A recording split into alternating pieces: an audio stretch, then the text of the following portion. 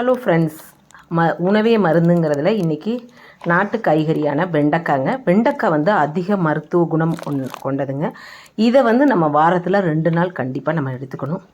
குழந்தைங்களோட மூளை வளர்ச்சி தூண்டக்கூடியது இந்த வெண்டைக்காய். இந்த வெண்டைக்காய் வலுவழுப்பாக இருக்கிறதுனால நம்ம யாருமே அதிகமாக எடுத்துக்கிறதில்ல. இதை நல்லா கட் பண்ணி 1 ஹவர் அப்படியே விட்டுட்டு அதுக்கப்புறம் நம்ம செஞ்சோம் அப்படின்னா அந்த வலுவழுப்பு தன்மையெல்லாம் இருக்காது. லெமனை கொஞ்சம் புழிஞ்சு விட்டுட்டாலும் இந்த வலுவழுப்பு தன்மை இருக்காது. கர்ப்பிணி பெண்கள் வந்து இதை கண்டிப்பாக எடுத்துக்கணும். அவங்க வந்து வயிற்றில் அந்த சிசு வளர்கிறப்பயே இவங்க எடுத்துக்கிட்டோம் அப்படின்னா அதிக மூளை வளர்ச்சி தூண்டிவிடும்.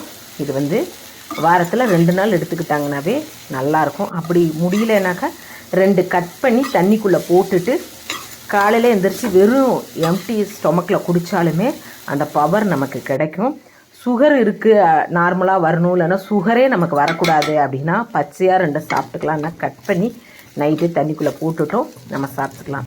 இதை வந்து பொரியல், கூட்டு இந்த மாதிரியும் நம்ம வந்து செஞ்சு கொடுத்துக்கலாம். குழந்தைங்களுக்கு வந்து பார்த்திங்கன்னா டிஃபனில் வச்சு தோசையில் வச்சு நீங்கள் கொடுக்குறப்பையும் இதில் வந்து நிறைய நார்ச்சத்து நிறைய இருக்குது.